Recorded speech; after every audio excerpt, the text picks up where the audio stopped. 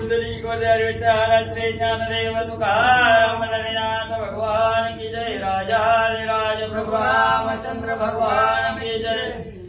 श्री गणेशाय नमः। श्री सरस्वती नमः। श्री प्रभु रामचंद्राय नमो नमः। मागिरे प्रसंगी पाशुपतास्त्र रावणे तोडून पद्मे सुभूत यमराज सैन्य केला अंत तेने हर्ष गर्जत राक्षसाय। कथेचं अनुसंधान पाठीमागच्या अध्यायामध्ये राजा रावणानं यमराजाचं जे सैन्य होतं त्या सगळ्या असणाऱ्या सैन्याचा विध्वंस केलेला आहे। त्याच्यामुळे असणाऱ्या रावणाला आनंद झाला आणि यमराजा काय करतो? विजय पावला दशानयन मननी करीती गर्जना जे वैवस्वत ऐकून क्रोधेदारण उचंबळता। राजा रावणाचा विजय झाला, यमाच्या सैन्याचा विध्वंस केला, त्यामुळे त्याला उल्हास वाटला, आनंद वाटला आणि यमराजानं ऐकलं दूताच्या मुखामधून की रावणानं आपल्या सैन्याला मारलं। तेव्हा यमराजा काय करतो? नेत्र रक्त करून आपले सैन्य पाडले जाणून चालती शिवने शीघ्र सेंदन आणि योद्धा जावयाय। लाल भडक डोळं झालं यमाचं। आपलं सैन्य पृथ्वी तलावरचा माणूस येऊन आपल्या नगरीमध्ये येऊन आपल्या सैन्याला मारतोय। यमानं बघितलं, भयंकर राग आला, सारथ्याला सांगितलं रथ आत्ताच्या आत्ता तयार कर, त्या राजा रावणाकडे बघू। सारथी आधी आणि दिव्य रथावर यारडला प्रेतराजन पंडित त्या रथाच्या गडगडात श्रवणात दिग्गजांची टाळी वैसरी। यमाची ऑर्डर झाल्याबरोबर जो यमाचा सारथी होता त्या सारथ्याने रथ आणला आणि रथावरती यमराज बसले। त्या रथाच्या असणाऱ्या चाकांचा एवढा आवाज होता, एवढा घडघडाट होता, अष्टदिग्गज आहेत त्या दिग्गांचे जणची कांठाळे हाती घेतला मुग्धार मृत्यू तारिका तो उग्राय काळदंड एवढी कटारा जाण संहार करील ब्रह्मांडाचा। आणि यमानं आपल्या हातामध्ये मुदगल घेतलेला आहे आणि तो असणारा मुदगल मृत्यू सारखा अतिशय उग्र आहे, क्रूर आहे, भयानक आहे। हातामध्ये काळदंड आहे। काळदंड कसा आहे? कठोर आहे। आणि असा असणारा काळदंड घेऊन संपूर्ण या सृष्टीचा ब्रह्मांडाचा प्रलय संहार करतो की काय असा राग यमाला विवस्वतात्मा जरदियार रथियारुडला वीर राजा परिवेष्टित काळतुल्य सहज गणात वैचविर्याय। अशा प्रकारचा यम आहे जो असणाऱ्या सगळ्या ब्रह्मांडाचा नाश करतो, वध करतो यम। आणि त्या असणारा यम रथावरती बसला, बरोबर असणारे यमाचे गण एक सैनिक आहे जे काळा तुल्य आहे, तर काळासारखं असणारं सैन्य बरोबर घेतलं। यमराज निघाला थोड उल्हास करीन राक्षसांचा विध्वंस ऐसा यमवीर स्त्रियचा सर्वस भोगावया चालिलाय। यमराजाच्या मनामध्ये आनंद होता, उल्हास होता। जेवढं जेवढं सैन्य रावण घेऊन आलेलं आहे त्या सगळ्या सैन्याचा विध्वंस करायचा म्हणून यमाच्या अंगामध्ये वीरश्री निर्माण झाली आणि त्या वीरश्रीला युद्ध संग्रामाचा आनंद भोगण्यासाठी निघाला। यमराजाचे आगमन कोणी राक्षस कंपायमाय म्हणती प्रलय दारुण असे मांडलाय। यमराजाचं आगमन रणांगणाच्या ठिकाणावरती झालं। राक्षस घाबरले, म्हणले आता स्वतः यम आलेला आहे जो सगळ्या जगाचा वध करतो, सगळ्या असणाऱ्या जगाला प्राण्याचा जीव घेतो। अशा प्रकारचा यम युद्धाला आलेला बघितला, राक्षसांना भीती वाटली। गडगडाच्या नक्की तिची गर्जना करीती आला तर राक्षस सैन्य प्रति जते पावला हस्ती उभाशाय। आणि रथांचा घडघडाट आहे, रथांचं चाक जे चाकांचा आवाज आहे, सिंहनादासारखी असणारी यम सैन्याची गर्जना आरोळे आणि असा असणारा यम रावणाच्या सैन्यामध्ये आला। एका मुहूर्तामध्ये जाणारे रंगना गोरेला हरुणाई उपमध्ये तर उच्च स्रवत न्यून रतीचे वारू जाणं तैसे त्याय। आणि त्या यमराजाच्या रथाला जी काही घोडे होते ते असणारे घोडे अतिशय शोभिवंत होते। सगळ्या घोड्यांमध्ये श्रेष्ठ उच्चश्रवा नावाचा घोडा आहे। तो उच्चश्रवा सुद्धा त्या घोड्यांपुढे फिका पडेल अशा प्रकारचे घोडे यमाच्या रथाचे होते। क्षत्रिय कोणी या भारी अश्वहिंसती नरबरी पायन देवी पृथ्वीवरी चंचलता मन परिसारी काय। आणि अशा प्रकारे राक्षसांचं सैन्य बघितलं, जे काही घोडे ते घोडे असणारे त्या ठिकाणी हिंसू लागले आणि बघितलं, राक्षसांनी बघितलं यमराजाचा रथ, त्या रथाचे घोडे पृथ्वीवर पाय सुद्धा ठेवू वाटाना एवढा धाक राक्षस ते कोणी राक्षस वयवित धाक्या थोर पडते आणि अशा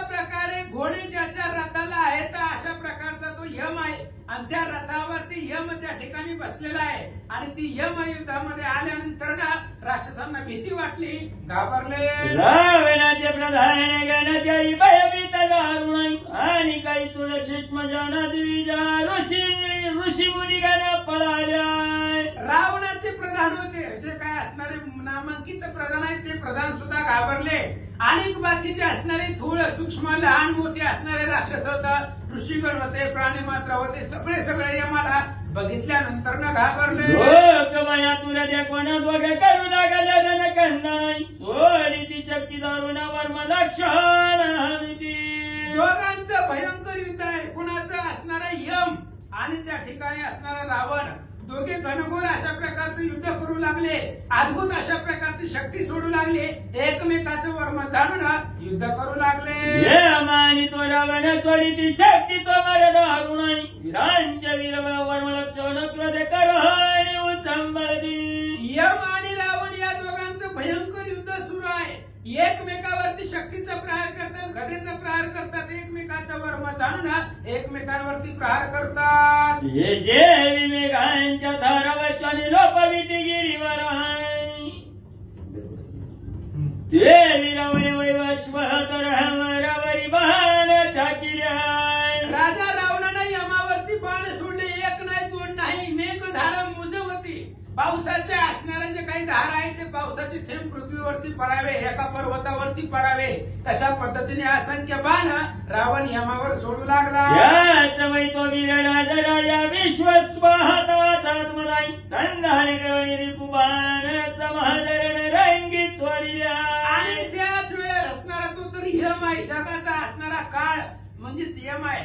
त्या यमानं रावणाचे जेवढे जेवढे आलेले बाण होते ते सगळे बाण आपल्या स्वपुरुषार्थानं तोडून टाकले. मंडळी जीवमुतांच्या पाठाला थोडी जायचं वायू प्रबळाई वैर्याच्या चरदाळ समरंगणी सकळत त्वरिल्या. आणि आकाशामध्ये आभाळ यावं, आभाळ आल्यानंतर वारा सुटावा, वाऱ्यानं सगळं आभाळ संपत. वारा जसं आभाळाला नाहीसं करतो तशा पद्धतीने यमानं रावणाचे बाण तोडून टाकले. सप्तरात्री पर्यंत युद्ध केल्या संख्यात दोघे समान पंडित श्रवण पवाहात पैदोगे. आणि यम आणि रावण या दोघांचं युद्ध आकाशामध्ये चालू आहे 7 रात्रीपर्यंत, न थकता न दमता घनघोर अशा प्रकारचं युद्ध या दोघांनी केलं. देव गंधर्वची ऋषी पिशाच्या गुह्य कथापशी आणि महंत संध्याची त्वर आश्चर्याची पावले. बघितलं असणारे देवानी पाहिलं, गंधर्वांनी पाहिलं, यक्ष असणारे ऋषी सिद्ध मुनी असणारे पिशाच गुहक सर्वांनी बघितलं. 7 रात्रीपर्यंत न दमता आणि न थकता न विश्रांती घेता घनघोर युद्ध या दोघांचं सर्वांनी पाहिलं. पूजे समान बळ दे कोणी करीता संधान ते सावधान. आणि रावणानं बघितलं आपल्याला जड चालले. रावणाने विचार केला आता 7 रात्र झाली तरी यम आपल्याला ऐकत नाहीये, मग यम आपल्याकडे आपल्यापेक्षा बळवान होत चाललेला आहे, यम आपल्याला ऐकत नाही. हे राजा रावणानं बघितला त्यावेळेस काय संधान करतो ऐका. बाणी सारथी सत्तरी रती एक सहस्रबाणी यमाप्रती वर्मांगलप्सनी निशाचर प्रतिबिंबित झाला त्या समयी. आणि रावणानं अशा प्रकारचं विंदान केलं. 4 बाण रथाच्या सारथ्याला मारले, 70 बाण रथावरती मारले, हजारो बाण ते असणारे यमाला मारले. अशा प्रकारचे असंख्य बाण राजा रावणानं सोडले. हे तारी पूजे वाहन यमराज तोडिले न लागता क्षण जायच्या सूर्योदय तमाच्या ठाण नव्हत्याची जाणे गगनीवर. आणि त्या असणाऱ्या रावणानं हजारो बाण सोडले. त्यावेळेस ते सगळे बाण यमानं तोडून टाकले. जसं सूर्य उगवल्यानंतर अंधार संपतो, अंधार राहत नाही, तशा पद्धतीने रावणाचे बाण यमानं तोडून टाकले. या उपरी वैवस्वत क्रोधाच्या उकळ्या सांडी तवासत झाला पावकावाता सुरनरांच्या नेत्रा. आणि याच्यानंतर यमाला राग आलेला आहे. म्हणजे पृथ्वी तलावरती येऊन आपल्याला मानव घाबरायला लागले, आपल्याला जड चाललंय म्हणून यमाला राग आला. डोळ्यामधून जाळ वाहू लागला. बघणाऱ्याला यम साक्षात अग्नीसारखा तेजस्वी दिसू लागला. हो झाली यमाची तव मृत्यू वचमुख करी विनंतीची म्हणे राया मजला लागे आज्ञेची युद्धाची करवया. यमाला भयंकर राग आला. राग आल्यानंतर ना यमाच्या पुढं मृत्यू मूर्तिमंत असणारा मृत्यू उभा राहिला आणि मृत्यू हात जोडून यमाला विनंती करू लागला. माझी पडली हेळची मदन लगे युद्धाची आटाटी माझी गोष्टी अवधार. आणि मृत्यू यमाला बोलू लागला. म्हणले महाराज आम्ही तुमचे दास आहेत, सेवक आहे, मला सोडा की म्हणले रावणावर. अहो माझी दृष्टी जरी कुणावर पडली तरी तो व्यक्ती जगत नाही, जगू शकत नाही, कारण मी स्वतः मृत्यू आहे. त्यामुळे मला एकदा आज्ञा द्या युद्धाची, त्या रावणाला लगेच मारतो असा मृत्यू यमाला बोलू रिपुमारी नर सागरी नरका संरक्षण तरी म्यावलीला भारी जंगे. आणि ही मृत्यू बोलू लागला. यमराजा महाराज म्हणले मला आज्ञा द्या, मला सोडा, मी लगेचच असणाऱ्या राजा रावणाला मारतो. आतापर्यंत जेवढी राक्षस मारली ती मी आज मारलेली. भगवान श्रीकृष्णाच्या हृदयामध्ये मीच प्रवेश केला आणि त्या नरकासुराला मीच मारवला असा मृत्यू सांगू लागला. माझे स्वरूप हरिहर, माझे स्वरूप ब्रह्मेंद्र, माझे स्वरूप श्री रामचंद्र, राक्षस समुद्र शोषुपाय. मृत्यू सांगू लागला. ऐका यमराजा, माझं असणारं स्वरूप कोण आहे? महादेव भगवान श्री विष्णू ही माझं स्वरूप आहे. ब्रह्मा इंद्र चंद्र वरून हे सगळं असणारं माझं स्वरूप आहे. माझे स्वरूप श्रीरामचंद्र, भगवान परमात्मा रामचंद्र सुद्धा माझं स्वरूप आहे. म्हणजे मी मृत्यू आहे, पण सगळ्या असणाऱ्या जगाचा नाश करण्याची ताकद माझ्याकडे आहे असं सांगू लागला. समस्त निमित्त धारिणी मृत्यू जगाचा संहार करी, ये जन्मले प्राणी संहारी त्याचे मारे न त्वर करी. ऐका हो ऐका, ब्रह्मदेवानं मारलं, विष्णूनं मारलं, इंद्रानं मारलं, ही फक्त नावाला आहे. ही नावासाठी निमित्तासाठी पुढे, पण सगळ्या जगाला मारणारा आपणच आहे. कोण? मृत्यू. मीच सगळ्या जगाला मारतो. ही फक्त त्यांची नाव आहे.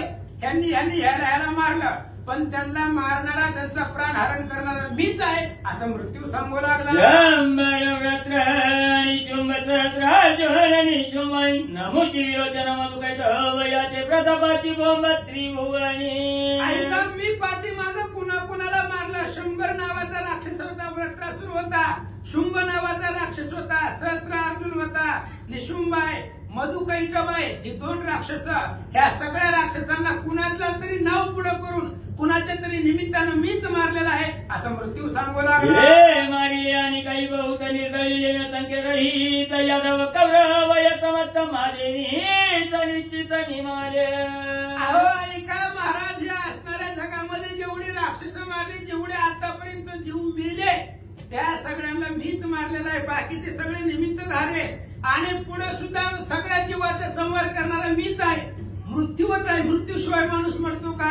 त्यामुळे सगळ्या जगाला मारणारा, पाठीमाग संख्य नाही तर ज्यांची संख्या करता येत नाही एवढे मारले आणि पुढे सुद्धा असंख्य मारिला असा मृत्यू बोलला. तुझ चिंता कायाची एक मद चोरीला निमित्त एक न लागता सकट करी पुमारी. आणि मृत्यू सांगू लागला. अहो तुम्ही आमचे स्वामी आहेत, मी तुमचा सेवक आहे, फक्त मला आज्ञा द्या. आताच्या आता रावण जेवढं सैन्य घेऊन आलेला आहे त्या सगळ्याला मारतो असं मृत्यू सांगू लागला. माझी एक पडिले प्राणी ही ते वाचती सत्यवाणी माझा चरित क्षणी संहारी ब्रह्मांड. आणि मृत्यू सांगू लागला. ऐका, माझ्या दृष्टीला जे पडला, म्हणजे मी ज्याच्याकडे बघितलं तो मेलेला आहे. कोणाकडेही माझी असणारी, माझी दृष्टी कोणाकडेही जाऊ द्या, त्या सगळ्या असणाऱ्या ब्रह्मांडाचा संहार करण्याची ताकद माझ्याकडे आहे. मला सोडा, सगळ्या ब्रह्मांडाचा वध करीला असा मृत्यू सांगू लागला. मृत्यूचे वचन धर्मराजे ऐकून मृत्यू तू नको मीच मारीन पुढील निरूपण ऐकाव्या. आणि मृत्यूचं बोलणं ऐकलं त्यावेळेस यमाने सांगितलं, म्हणले तुम्ही नका जाऊ. मी आहे की म्हणले, तुम्ही कशाला जाताय? म्हणले माझ्याकडे अजून काही मी काय हारलोय का? मी आता जाऊन त्या राजा रावणाला मारतो असं यमानं मृत्यूला सांगितलं. करून नेत्र काळदंड घेऊन त्वरित करत लगेच यमाचं आणि मृत्यूचा संवाद झाला, बोलणं झालं. यमानं लगेच असणारे लाल भडक आपले डोळे केले, हातामध्ये काळदंड घेतला आणि काळदंड झेलत रावण सैन्याकडे निघाला. ती भाते बळले भानी वज्रतुल्य निभूती पावक समायन मुग्ध हरिवर्धनार्थी प्रतिष्ठीला ती वर. आणि ज्या असणाऱ्या यमाच्या पाठीवरती अक्षय भात आहे, ज्या असणाऱ्या भात हातामधले बाण कधीही संपत नाही. वज्र तुल्य अशा प्रकारचे बाण आहेत.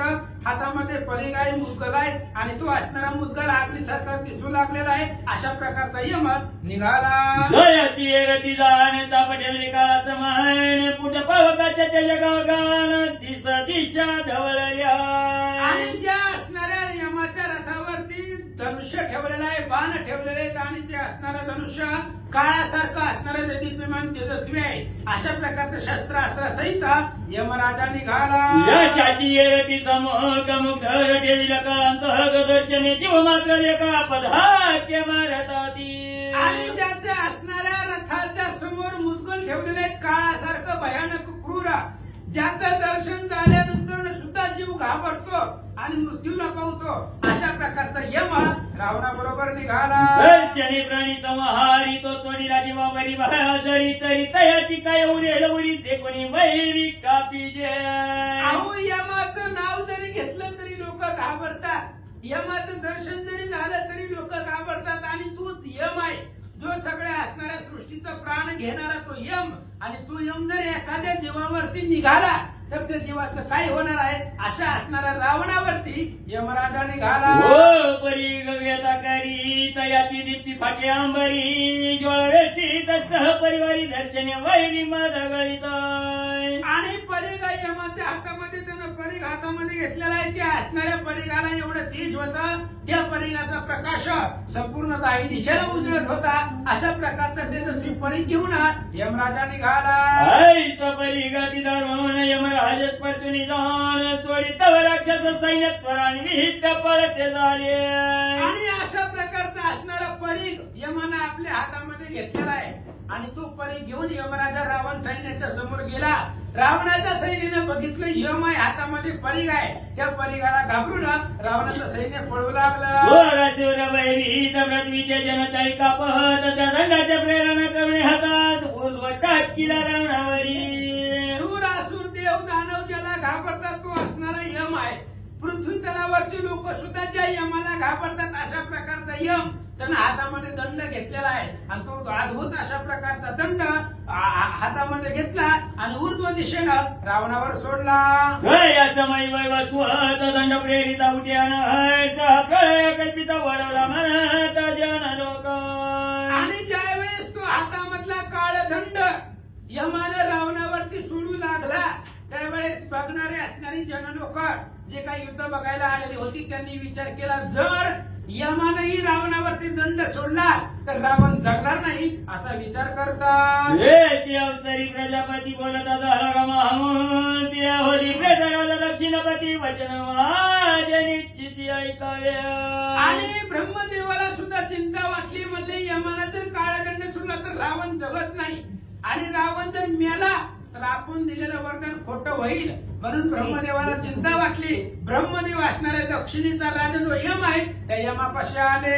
ब्रह्माने प्रेतपती ऐक माझी वचन उक्ती तुझे निदंडनीच्या जरपती क्षणे भस्मांती जाईल. आणि ब्रह्मदेवाने सांगितलं म्हणजे ऐका यमराजा, अहो तुम्ही जर असणारा काळदंड सोडला, रावण हा जीव आहे, काही जरी केलं तरी तो असणारा जीव आहे आणि जीवावरती जर काळदंडाचं प्रेरण केलं तर कोणताच जीव जगत नाही, त्याचा प्राण हरला जातो. म्हणून ऐका, तुम्ही रावणाला एकाच क्षणामध्ये मारतात याच्यामध्ये तिळ मात्र सुद्धा शंका नाही. ब्रह्मदेव बोलतात वैल पाहेरणा उजुद हाची देवीचं बोध तोची जन लंकेचा नपराजूत ठाण मांडणी उभाच्या.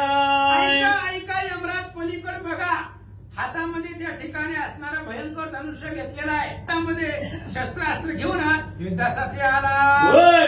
रावणाची म्या वरदी दुराणीच्या याची माझ्यानी वरदे तुला चित्राचिले याने राक्षसे. ऐका, त्यापूर्वी रावणाला जो तुमच्या पुढे उभा आहे युद्धासाठी त्या रावणाला मी वरदान दिलेलं आहे, अमरत्वाचं असणारं वरदान दिलेलं आहे. आणि आताच कशाला त्याला मारताय, त्याचा अजून काळ वेळ नाही. त्याला जर तुम्ही आताच मारलं तर आमच्या असणाऱ्या वरदानाला उणेपणा येईल असं ब्रह्मदेव बोलतात. यमउदरे करो नको करू रावणाचे हनन माझे वचन प्रमाण हा मरत हो उपाय. ऐका यमराजा, ऐका, आताच तुम्ही मारू नका. ह्याचा असणारा काळ वेळ अजून पुढे. तुम्ही जर आता लगेच मारलं तर माझं जे काही वचन आहे, मी वरदान दिलेलं आहे, त्यांनी अनेक वर्ष तपश्चर्या करून माझ्याकडून वरदान प्राप्त करून घेतलेलं आहे. माझ्या वरदानाला खोट येईल म्हणून तुम्ही याला आताच मारू नका, ब्रह्मदेव सांगतात. आणि भविष्य वाल्मिकाचे असत्य भाऊ पायसाचे आहे तरी आता एकाळीच्या वाक्या उचित तू अमानावे. आणि वाल्मिक ऋषींचं भविष्य आहे. बोलीला वाल्मिक जसं असणाऱ्या वाल्मिकांनी बोललेलं आहे तसं असणाऱ्या वाल्मिकाच्या वचनाला सुद्धा खोट होईल, त्यांचं बोलणं सुद्धा असत्य होईल. म्हणून ऐका, ही काही काळ नाही रावणाला मारण्याचा. रावणाला मरण निश्चित आहे, पण आता या वेळेला मारू नका असं ब्रह्मदेव सांगतात. मग धर्मच पासवणी जणी तर तो तुझा तिथला युद्धार चालते कळणी लंकनात न मारी रण मंडळी. ऐका यमराजा, तुमच्या हातामध्ये जो मुदगल आहे ती मुदगल मीच तुम्हाला दिलेला आहे. त्या मुदगलाची निर्मिती मीच केलेला आहे. माझ्यापासूनच तो असणारा मुदगल तयार झालेला आहे आणि मी दिलेलं शस्त्रास्त्र ते आहे. तर त्या मुदगलानं तुम्ही रावणाला मारू नका असं ब्रह्मदेव सांगतात. ऐकोनी ब्रह्मवचन प्रत्युत्तर दे धर्मराजा पावने स्वामी न करिता हनन हवग कैसा राहिला. आणि ब्रह्मदेवाचं बोलणं ऐकलं त्यावेळेस विचार असणारे यमाला पडला. यमाने सांगितलं, महाराज ह्याला जर मारलंच नाही, हे गपचिप माघारी जाणार आहे का? हे काहीतरी करणार आहे. मग हे जा, मी माघारी घेतो, माझं काही नाही, मी तुमच्या आज्ञेमध्ये आहे. तुम्ही जावं म्हणलं तर मी आत्ता जातो, पण या रावणाचं काय करायचं ही कसा गप्प असेल सांगा. शिवदी नक्षण तरी परी आज्ञा तुमची शिरी म्हणून मोहितला त्याच्यावरी ते समय प्रेतराज. यमानं सांगितलं, ब्रह्मदेवा ह्या रावणाला आत्ताच मारतो, पण तुमची आज्ञा आम्हाला शिरसावंदी आहे.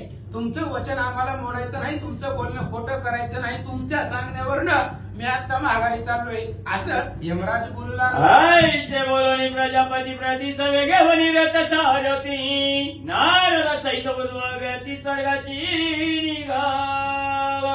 आणि अशा प्रकारे असणाऱ्या ब्रह्मदेवाने यमाला सांगितलं. यम त्या ठिकाणी असणारे माघारी निघाला. पुन्हा असणारे नारद असणारे ऊर्ध्वगतामध्ये आकाशामध्ये निघाले. ब्रह्मदेव आपापल्या सत्य लोकाला निघून गेले. वैयारीकडे दशान यमराज गेला ते कोणाने दिले म्हणून लागे वचन करी गर्जन आनंद. आणि इकडे यम माघारी गेला. ब्रह्मदेवाच्या सांगण्यावर यम माघारी फिरला. ज्यावेळेस यम माघारी गेला त्यावेळेस रावणाला वाटलं ज्या ते माघारी गेला त्या ते हारलंय, त्या ते आपल्याला घाबरले. अशा प्रकारचं रावणानं मनामध्ये निश्चय केला. यमराज माघारी गेलेलं बघितलं आणि स्वतःचा विजय झाला म्हणून रावण आनंदानं पुढे निघाला. पुष्पकी आरुढणी लंकापती यम सदनी मुनी पुढती चालिला शरस तळव्रती जसवदस्वती अवधारी जय. आणि यानंतर राजा रावण यमाला जिंकलंच असं मनामध्ये निश्चय ठाम केला. त्या असणाऱ्या यम लोकावरून निघाला. पुष्पक विमानावरती बसला आणि यम सदनाहून पुढे रसातळामध्ये, मगच सांगितलं होतं रसातळातले सगळे दैत्य मारतो म्हणून आता यमाला जिंकला असा आवेश धरला आणि विमानामध्ये बसून रसातळाच्या दिशेनं निघाला. एका जनार्दन शरणाई म्हणता गेल्या एकपणा एकपण वाचून रामायण लिहिल्याच्या. आणि गावबा काका एकनाथ महाराजांना एकनाथ महाराज आपल्या जनार्दन स्वामींना शरण जाऊन सांगतात असं असणारी रामायणाची कथा आहे. आणि असणारं रामायण करता करविता स्वतः जनार्दन महाराज भगवान परमात्माच आहे. त्यांनी असणारी बुद्धी दिली, त्यांच्या कृपेनं हे असणारं रामायण लिहिलेलं आहे. ऐका. स्वाती श्री रामायणे मतरकाले काकाराटी कायम यम विदाहत्र संवादो नामस्य विशंती तमाध्याय वडा त्रिकरणार्पणोत्तु शुभम भवतु पुंडलिकावजय.